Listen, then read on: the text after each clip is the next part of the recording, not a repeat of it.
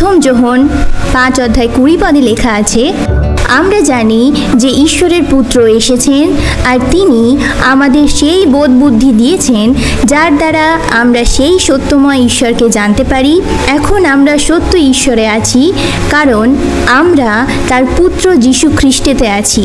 তিনি সত্য ঈশ্বর ও অনন্ত জীবন। আসুন আমরা বাইবেল থেকে কিছু বিষয়কে লক্ষ্য করি যেটা আমাদের প্রমাণ দেয় যে বাস্তবেই ঈশ্বরের অস্তিত্ব আছে। মহাবিশ্বে সব কিছুই তার নির্দিষ্ট জায়গায় রয়েছে। কোনো গ্রহ বা নক্ষত্র একে অপরের সাথে সংঘর্ষে লিপ্ত হয় না। এছাড়া পৃথিবী নিজেই একটা ইউনিক, যাতে বিভিন্ন ধরনের প্রাণী বাস করে। এই সমস্ত প্রাণী জিনিস একটা দিকে নির্দেশ করে যে কেউ না কেউ তো একে সৃষ্টি করেছে। আর ইব্রিয় 3:4 লেখা আছে, প্রত্যেক গৃহ কেউ না কেউ নির্মাণ করে, কিন্তু ঈশ্বর সব কিছু নির্মাণ করেছেন।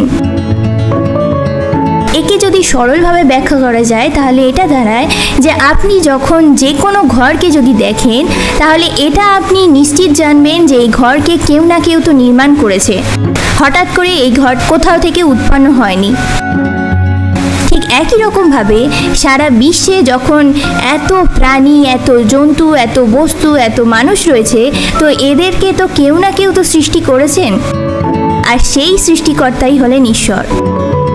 এবং প্রকাশিত বাক্য 4:11 লেখা আছে, আমাদের প্রভু ও ঈশ্বর তিনি মহিমা, সম্মান ও পরাক্রম পাওয়ার যোগ্য, কারণ তুমি সমস্ত কিছু সৃষ্টি করেছ, তোমার ইচ্ছাতেই সব কিছু সৃষ্টি হয়েছে এবং সব কিছুর অস্তিত্ব আছে।